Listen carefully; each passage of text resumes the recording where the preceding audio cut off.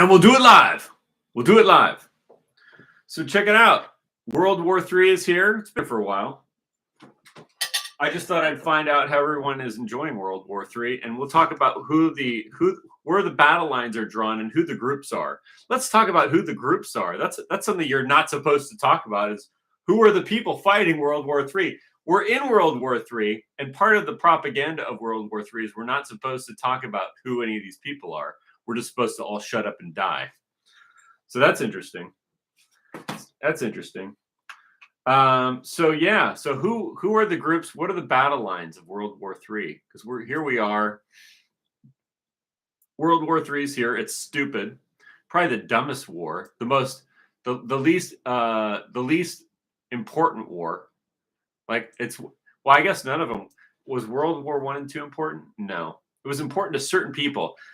I think it really, to boil it all down for you, it really seems that World War I, World War II, and World War III, which we're in now, all boils down to the U.S. dollar, which I have U.S. dollars, and so I guess I support that. I don't support killing people for it, though. I think there's a better solution. But I have U.S. dollars, and the dollar is very strong right now. The dollar's been people. If you watch YouTube videos, all they talk about is how the dollar is weak and dying, and then country after country collapses that doesn't use the dollar. So I wouldn't say the dollar is weak and dying at all. Actually, I would say that Syria just collapsed. I would say that Iran's currency, just so you know, like comparing currencies, Iran's currency is like, I think it's like not even like, is it half a penny? Is one of our dollars in one of their currencies is like 0.0025. So it's is that the tenth, a hundredth? That's 2,000ths of a dollar is what their currency is in Iran. I don't want to kill Iranians. I don't want to go to war with Iran. But here we are in World War III, and it seems like the dollar is part of it. Seems like it's part of it. So that would be the Federal Reserve. The Federal Reserve, I believe, started World War I to spread the dollar into Europe. They already had a network there. The Federal Reserve network was really New York and Washington, D.C., and the Bank of England, London, and Germany, and in France. So it would have been New York, London, France, Germany were the key, and probably Switzerland was probably Switzerland too. And Italy, that's the other one, Italy. In fact, the Bank of America used to be called the Bank of Italy. That's the, I believe that's the Warburg Bank. The Warburgs were the Bank of Italy, and then they became the Bank of America. So anyway, that probably has a lot to do with it. But what I really want to talk about is Al Qaeda and the backing of Al Qaeda by it's really the big groups here that are at war, the fighting units we have directed by the Pentagon, CIA, MI6, and Mossad. So that's a coalition right there. You've got CIA, Mossad, and MI6, British intelligence, working with North Atlantic Treaty Organization, working with Al Qaeda. That's like one segment. And then you've got the Ukraine segment. So you've got Al Qaeda and the Ukraine fighters working together with NATO and Israel. That's why Al Qaeda does not attack Israel. That's why ISIS doesn't attack Israel. I think they accidentally attacked them once, like some random ISIS character didn't realize who their allies were and lobbed something over at the Israelis, and then ISIS. This was way back in like 2018, and then ISIS made a formal apology to Israel. Sorry, bro. Sorry about that. So we should look at it clearly and see who the different people are. ISIS and Al Qaeda are the Sunni Muslims. But I believe that in Palestine, the people in Gaza are also Sunni Muslims, but they're not allied with Al Qaeda and ISIS. They're actually allied with the Iranian Shia segment. So it's a little complicated because when you say, well, Al Qaeda is the Sunnis and the Iranians are the Shia. Yeah, but the Iranian Shia are also helping the Palestinians in Gaza, whereas the Al Qaeda are not. The Al Qaeda are working with Israel, and the Muslims in Gaza are working, even though they're Sunni, I guess. I don't know enough about it. I think they're Sunni, but they're working with the Iranians. So there's a split there. The Al Qaeda are not working with Gaza. And the Al Qaeda are not working with the West Bank Palestinians. Absolutely not. The Al Qaeda work for Israel and for NATO. And that's why Turkey is a NATO country. And I don't even like calling it Turkey because it's supposed to be the ancient homeland of an ancient Aryan civilization called the Hattushan Kingdom, which is where we get a lot of the words in German and English and Swedish and Latin. One of the main words being light, the word light, Luke, light, Lukta is an ancient Hattushan word, Lukta, which means light, Licht in German. And especially now at this time of the year where we celebrate the birth of the light, Jesus Christ, that's where we get that word. And yet we have Turkic Muslims occupying one of our ancient ancestral homelands, which is Anatolia, Hattusha. And they're backed by Israel, and they're backed by the CIA, and they're backed by the British, and they're backed by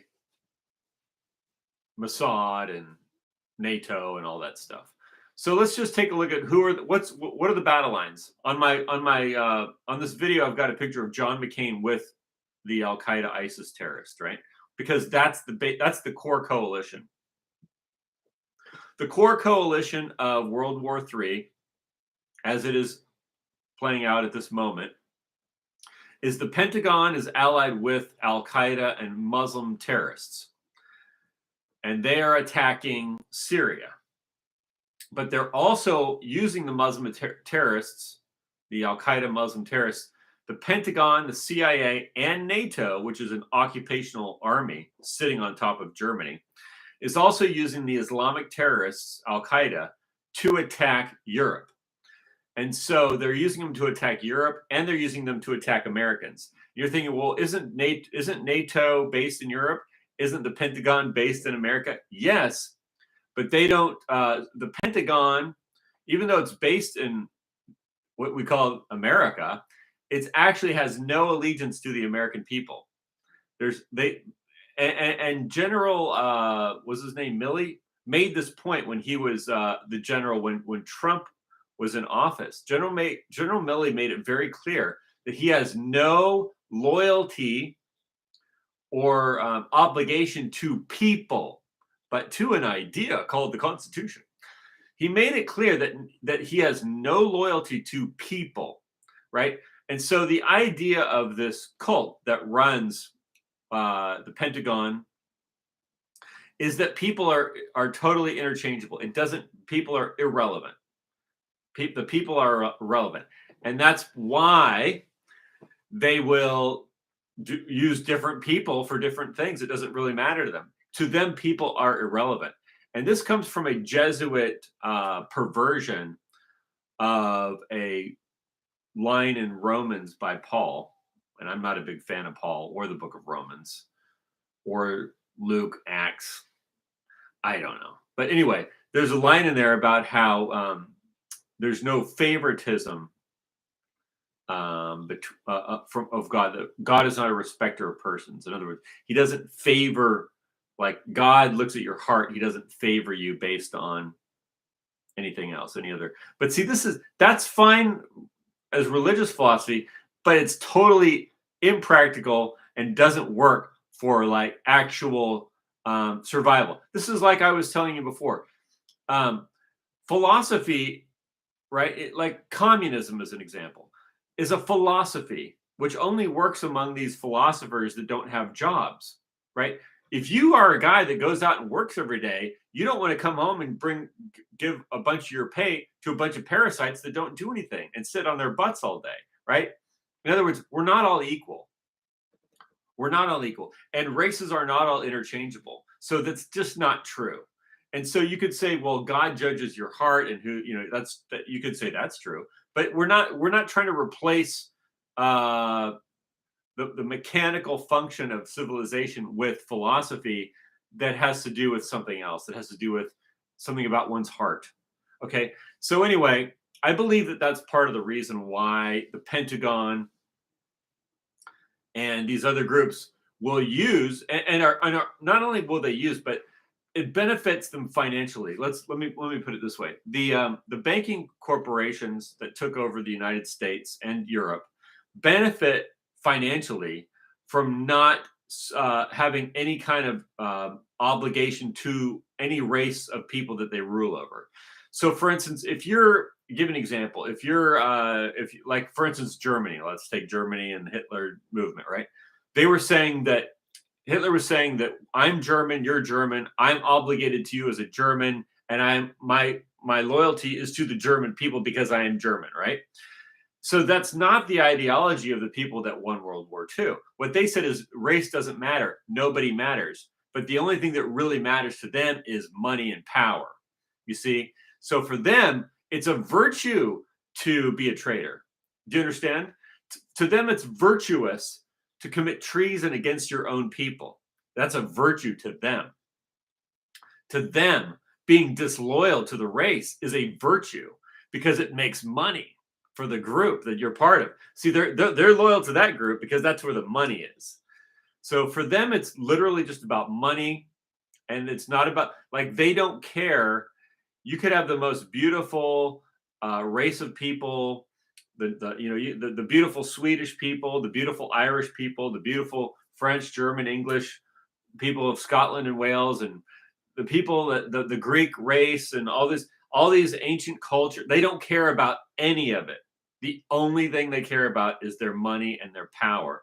And not only do they not care about it, but they enjoy killing you off. And so that's kind of where we are. That's where we're at in World War III. Now, the weird thing is we're expected to support these same groups of people. The same people that say we don't have any loyalty to you, we don't care about your survival, and we want you to die. They also expect you to support all their government institutions, which are waging all these wars. So they're like, and not only do I not care about you, not only do I not care about your civilization, but I want you to join this thing and help us kill more people. That seems about like what I see coming out of the Pentagon and the different intelligence services like CIA, MI6. And when they need, let's say, white people, then they'll put on the white face. They'll put on a Pete Hegseth, or they'll put on a whatever. I mean, maybe they'll put on a Donald Trump mask. Who knows? We will see. We will see. But I don't know. We'll see what Trump does. But what I'm saying is, the lines in the sand are the Pentagon, and they're working with Al Qaeda, and the Ukrainians. And the Ukrainians, of course, are run by Zelensky and the Jewish mafia. So it's B'nai B'rith. B'nai B'rith International definitely is a key institution in all of this, because B'nai B'rith International is tied into the Department of Justice of the White House, is tied into the Pentagon, is tied into the banking sector, is tied into the FBI. I assume it's tied into the CIA. I know it's tied into the FBI and the DOJ because the ADL manages all that. And the ADL does manage operations within the Pentagon too. So we know it's in the Pentagon. As far as the CIA, I don't know. I don't know enough about the CIA. I just know the CIA is based in Washington, D.C. So, if B'nai B'rith has that much control over Washington, D.C. in general, then I assume that they have a lot of influence in the CIA. Well, you could say, well, of course they do. You've got Sean Hannity's constantly going over to Israel, and he's constantly promoting Israeli causes. So I guess you could certainly say that Sean Hannity's he wears like a CIA pen. Now the other guy that I find really quite, the thing that's offensive about it is the covert nature of the CIA. Let's put it this way: the CIA is like infiltrated all of the right-wing media. So Jack Posobiec's a big one. Buck Sexton, Fox News, like they're just totally saturated. All of the right-wing media is saturated with CIA. Well, of course it is, because it's all managed by the from Washington D.C. But so is the Democrat Party, and so is all the Democrat media. I mean, that's like, of course that's CIA, right? But then we're going to be, because you look at what the CIA supports, the causes it supports. It supports Black Power, BLM, LGBT, Islamic mixing in Europe. So they're like, for instance, they're bringing the Muslims into Europe and building Al-Qaeda training centers. The Al-Qaeda training camps in Europe and America are run by the CIA to kill Americans, to kill Europeans, and to kill people in the Middle East, mostly Christians or people allied with Russia and Iran. So that seems to be where we're at. So then you would say, well, if that's very left wing, like LGBT, BLM, Al-Qaeda, those are all left wing, right? Well, not exactly, because the right wing is not fighting any of that. So it's not just left wing. That's just the U.S. That's the center, right? So the center is Jewish, and the center is Al-Qaeda, and the center is LGBT, and the center is BLM, Black Power. So all those things make up the center of the political spectrum, right? Being a centrist means supporting Black Power. Being a centrist means supporting LGBT causes. Being a centrist means not being repulsed by Pete Buttigieg snatching babies for his homosexual fantasies. Like, that's being a centrist. It's very centrist. Being a centrist means if you are a Christian, you're a Christian Zionist. That's called being a centrist.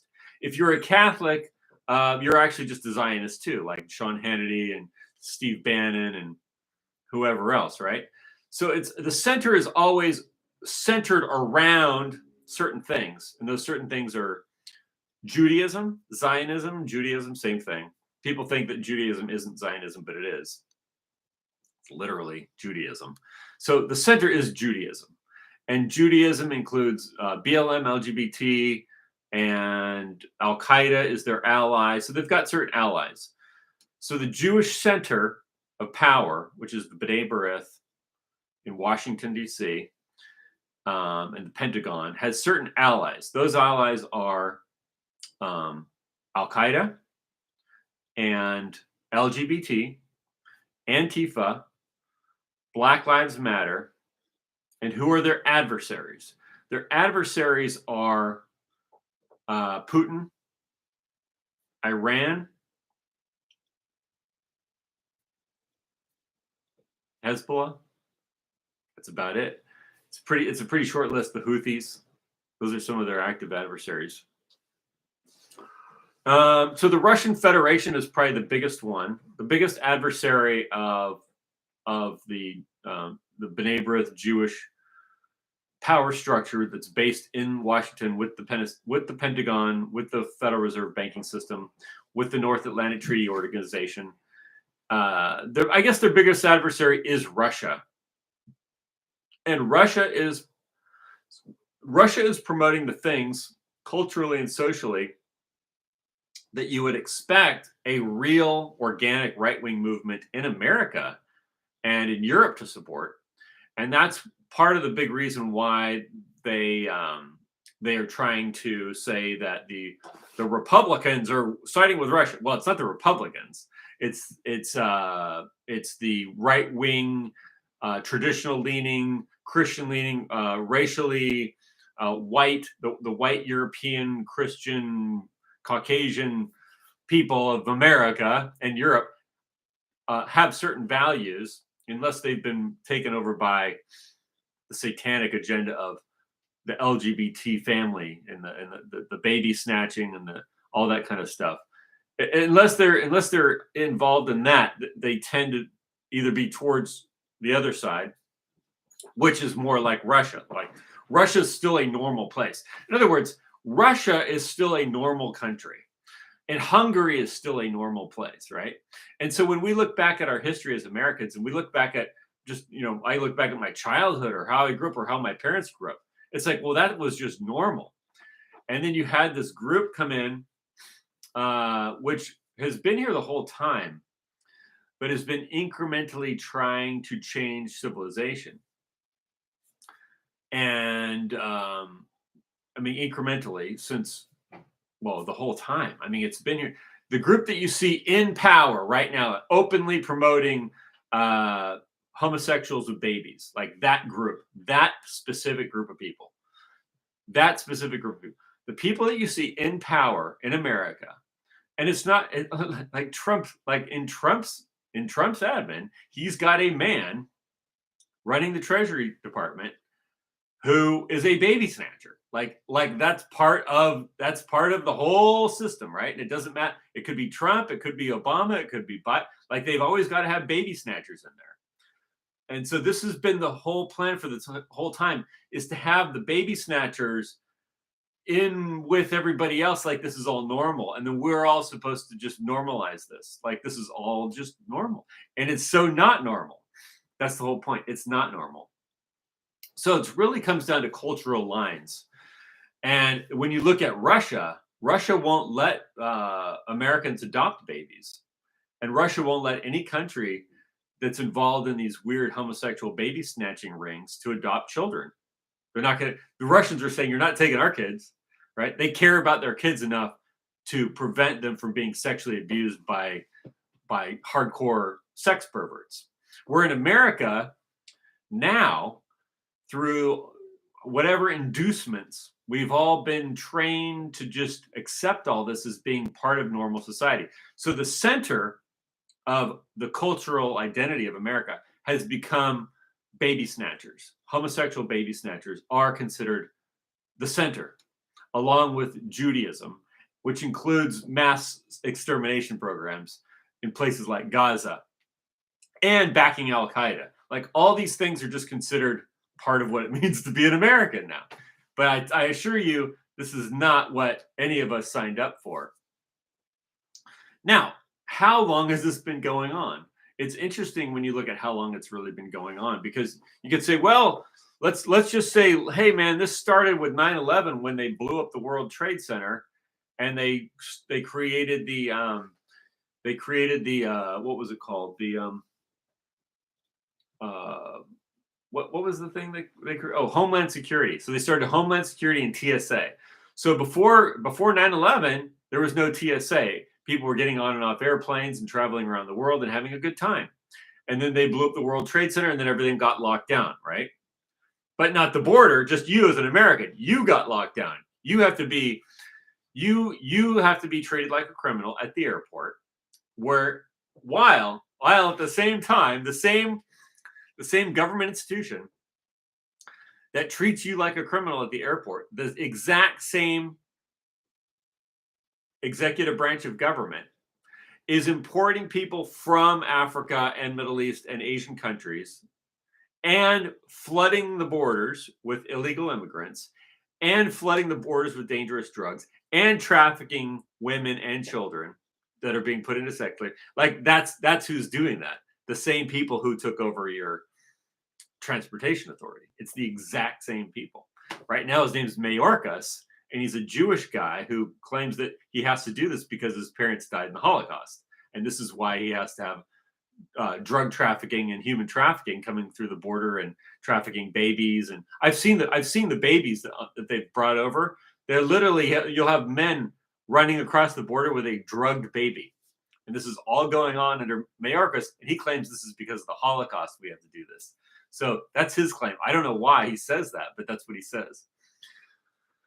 So yeah, so there's that going on, and then you've got in Ireland, for instance. In Ireland, You've got giant Al-Qaeda training camps run by this whatever cult that has taken over the governments in Ireland and in England and Scotland and Wales and Europe. It's like they're just building Al-Qaeda training camps all over America, Europe, the British Isles, Ireland. It's like, yeah, that's what they're doing.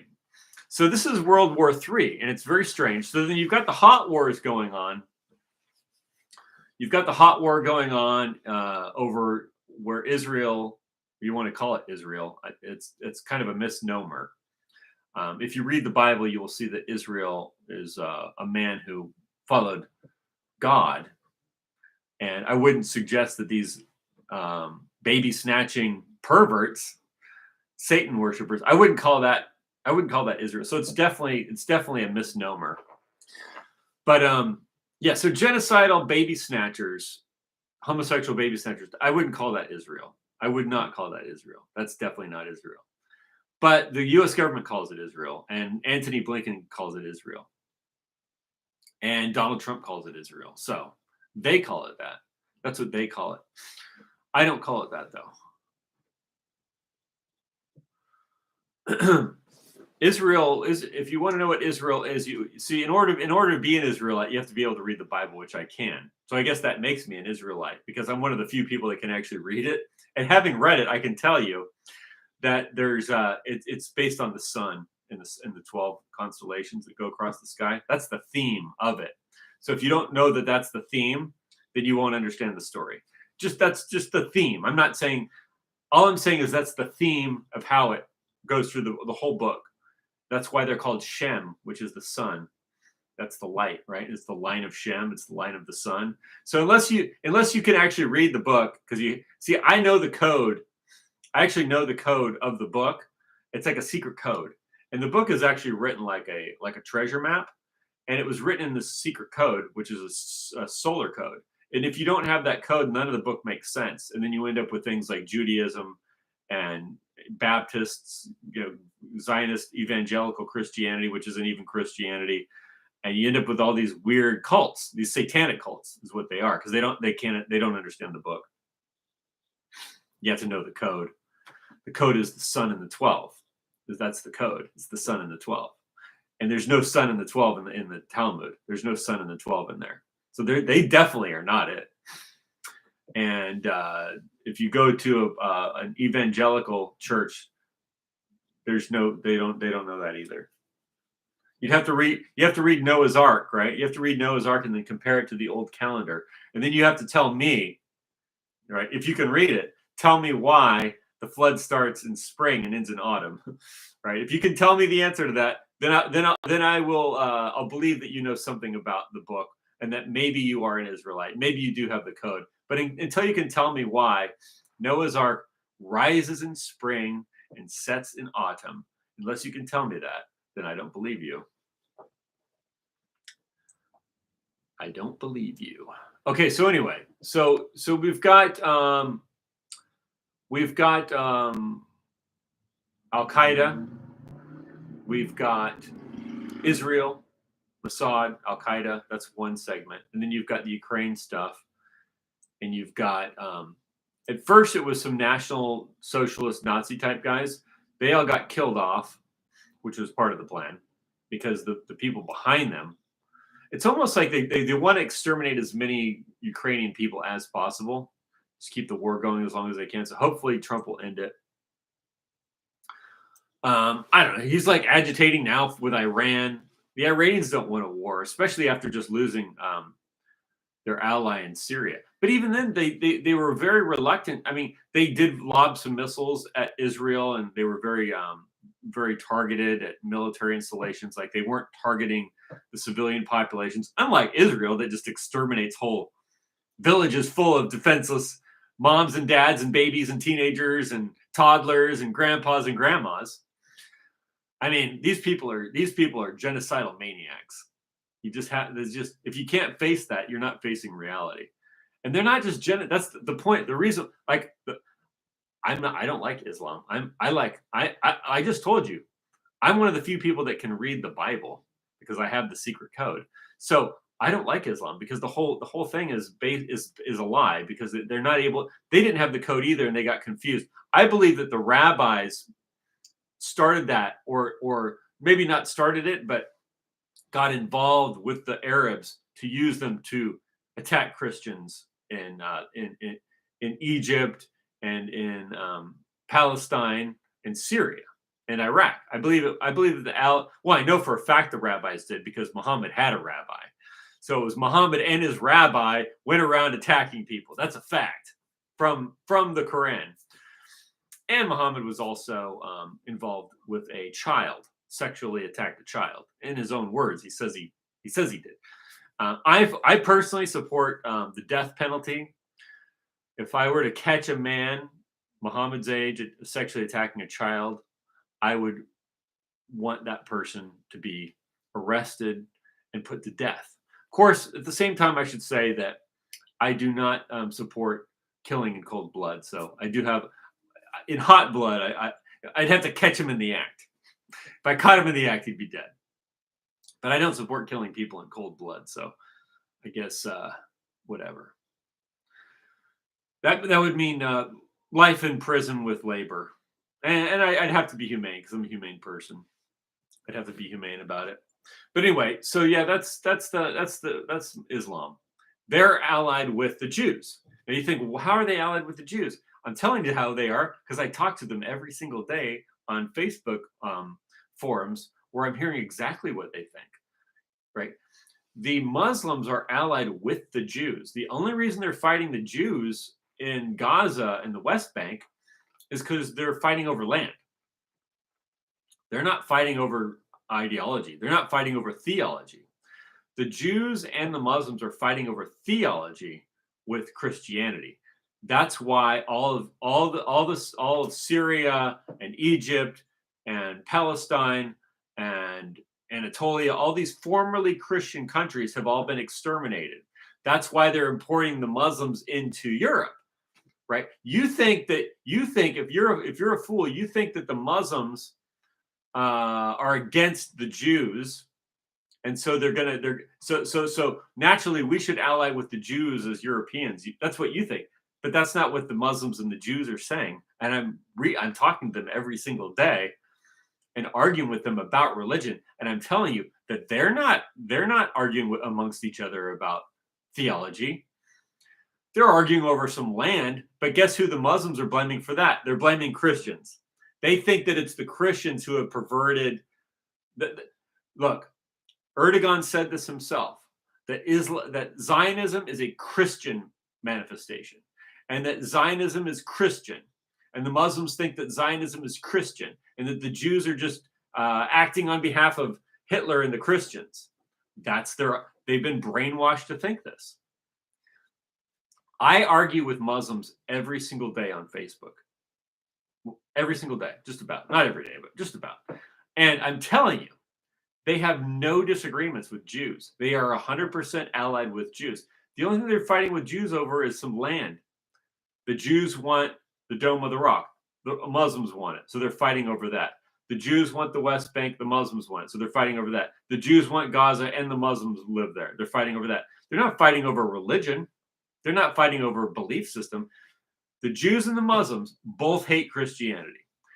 The Jews don't have a large enough population to kill Christians, so they use Muslims, and they're importing Muslims into Europe. They're building Al-Qaeda bases in Ireland, and the Pope is helping them do it. Why? Because he's a Jesuit, and he is entirely owned by the Rothschild banking houses with the Federal Reserve System. Like the Pope is entirely owned and controlled and in business with Pfizer and these big pharmaceutical companies and the B'nai B'rith and the Rothschild banking house and the Warburgs and the Rockefeller, like the whole gang. That's why he's doing it. That's why he's doing it. He doesn't care. No, the Vatican cares about money. Without money, their whole enterprise is going. They don't have enough people to keep it going. Without being bankrolled by these big institutions connected to the world's biggest pharmaceutical. Well, put it this way. It's the Vatican that started Washington, D.C. in the first place. The Jesuits founded Washington, D.C. The Jesuits started the revolt in 1773 because they were at war with the kings and they needed a base. And there was a decree signed by the Pope in 1773 to dissolve the Jesuit order. So they started a revolt in the colonies in America and founded Washington, D.C. And then after they founded Washington, D.C., they went back and restored the Jesuit order through the French Revolution and the rise of Napoleon. And then they restored the Jesuit order.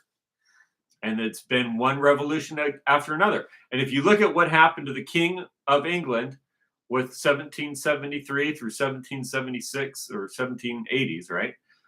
And then you look at what just happened in Syria, well, go back and look at what happened to Saddam, and look at what happened to Gaddafi, and look at what happened in Tunisia, and look at what happened in Egypt with the Muslim Brotherhood. And then you go back and you look at what happened in Russia with the fall of the Tsar by the communists. It was all backed by the Republican Party, right? The communism in Russia was a GOP Republican Party overthrow.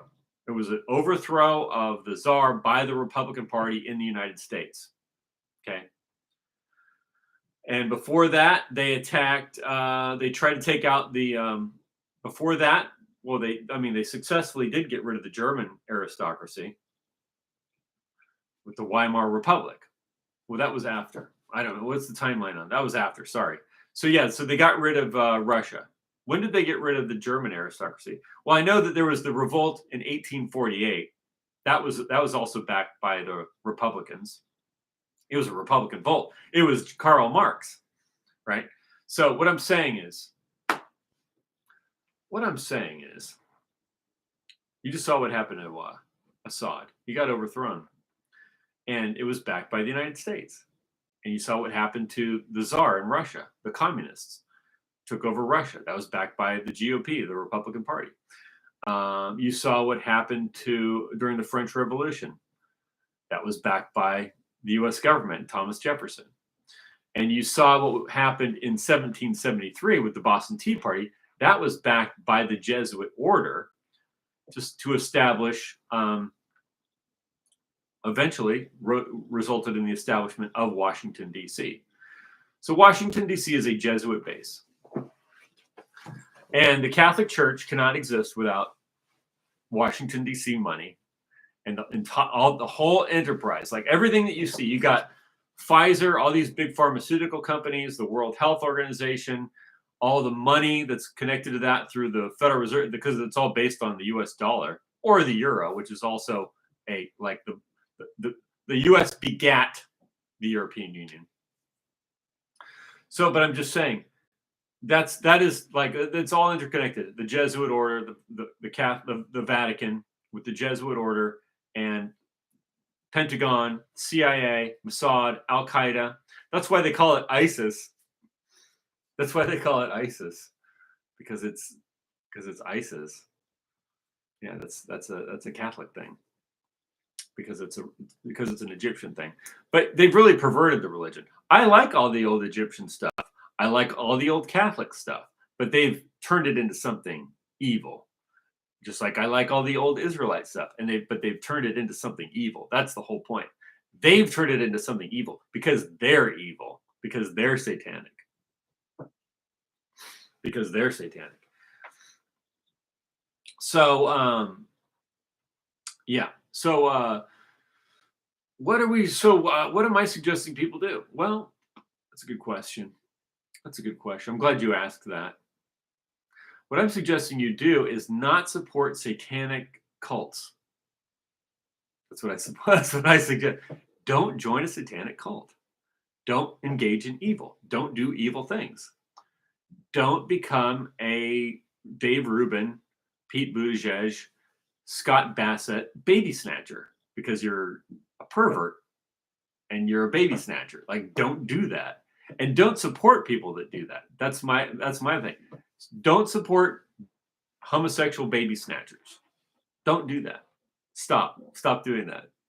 Who am I talking to? I'm talking to the CIA. I'm talking to the Pentagon. I'm talking to the DOJ. I'm talking to the FBI. Stop supporting homosexual baby snatchers like Pete Buttigieg and, you know, the Anti-Defamation League, because that's what's on their web. Go to adl.org and just go through their website and see all the books written by pedophiles about babies and toddlers and teens. Like, you got to understand something.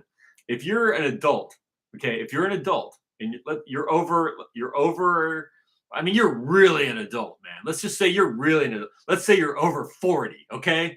Let's say you're in the over 40 club, right?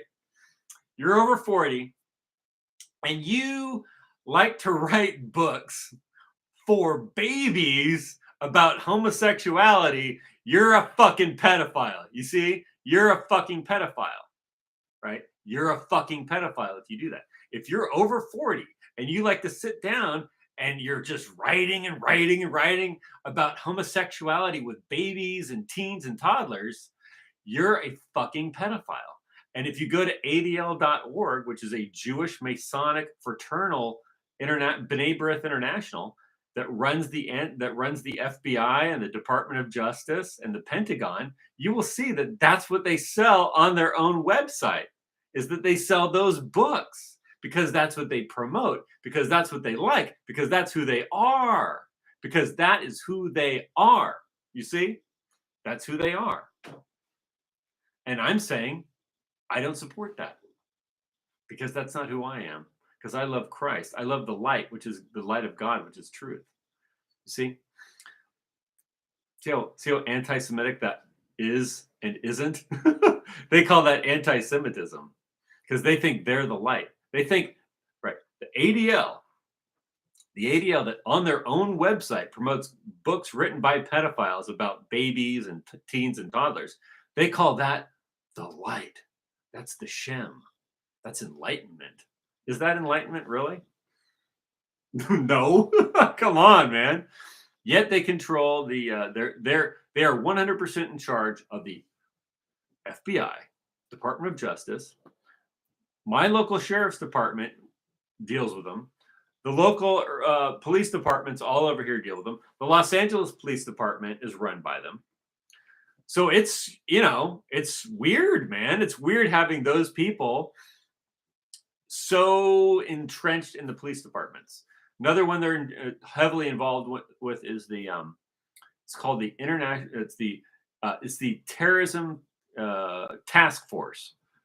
What is it called? Some kind of terrorism task force, right? They're involved in that. Same people.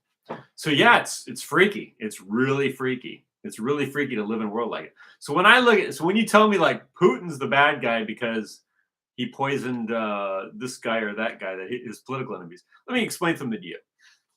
If you're in the government, right?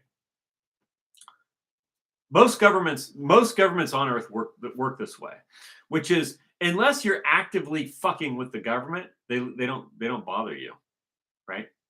Like the government just doesn't bother you. That's not how it works in America, though. The government is promoting all kinds of weird shit all the time to the population.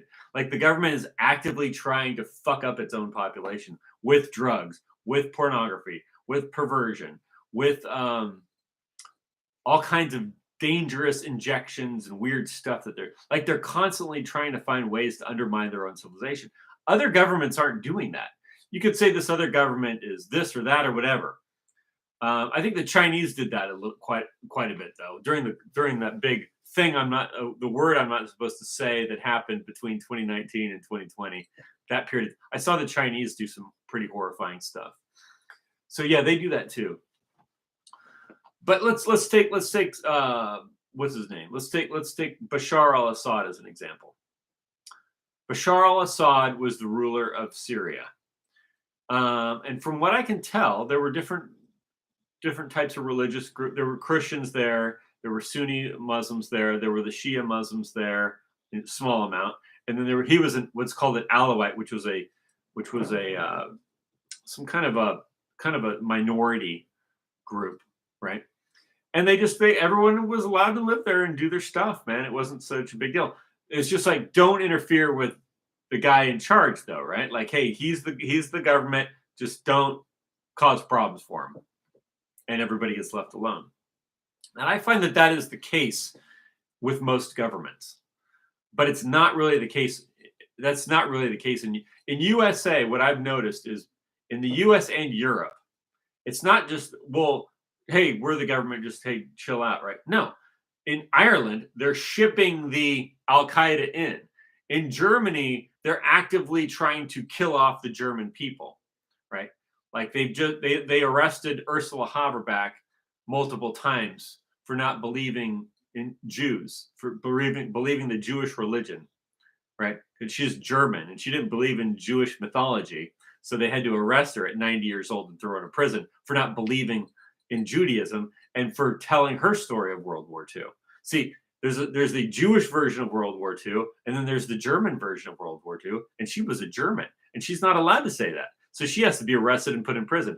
Like they're arresting people 100 years old that were in World War II, and they found, oh, this guy worked at a prison camp. He's 100 years old. He's fit to stand trial. Like that's who these people are, because they hate their own race. That's why it's so weird. Like for so long, like starting in the 90s or maybe before, a lot of the conspiracy stuff revolved around how it was Nazis that took over America and the CIA because they brought in Project Paperclip. It's like, dude, no. The Nazis that came into America were the ones who sold out, right? They're the ones that gave up and said, well, there's no future in Germany. I don't want to be broke. I'll take a job working for these Jews over in Washington, D.C. That's what happened. Werner von Braun and they probably thought, well, it's still pretty Anglo-Saxon, so it's not so bad. But all they did really was they worked for the B'nai B'rith. Look what's happened since the end of World War II. The Anglo-Saxons are all being systematically destroyed. So that's part of the ongoing war, which has led up to World War III. So the weird thing about World War III is, as an American, you've got the Pentagon, right? And like, what does the Pentagon represent?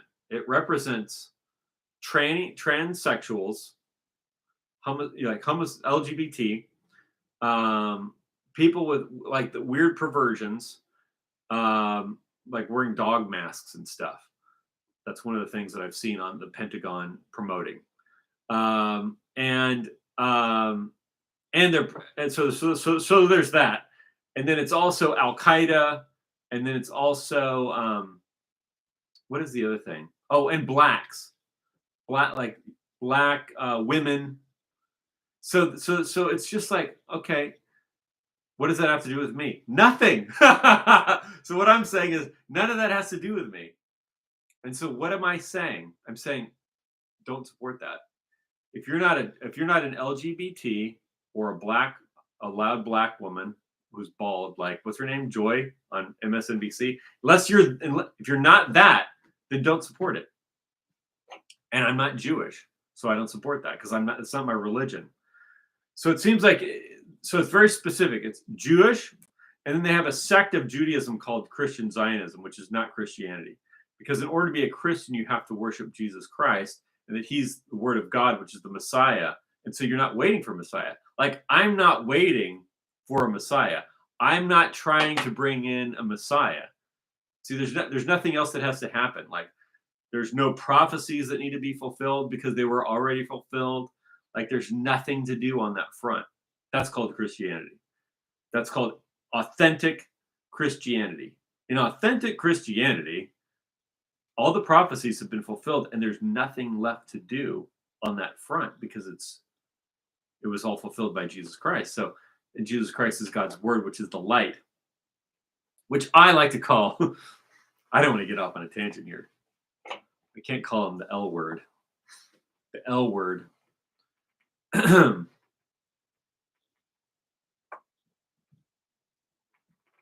So anyway, what should happen though? Aside from not doing anything, I don't know that that's going to help, but I guess you can vote for some people that might be better than other people. Or you can totally pull out of certain areas where the government, if the government, let's take Ireland as a perfect example.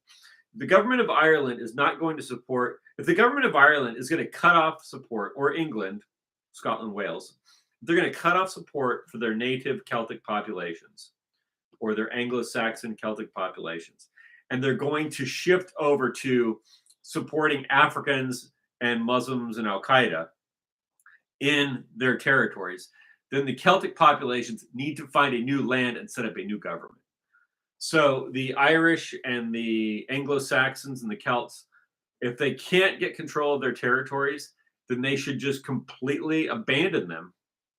I know it's hard to do, but they should just like abandon that position and abandon that government entirely and say, no, we're not going to do this thing where we're all intermixing with Al-Qaeda and African tribes in our ancestral homeland. It's like either the Celtic Anglo-Saxon race is going to take back that territory completely, or you're going to have to find a new territory and you're going to have to be able to defend that territory.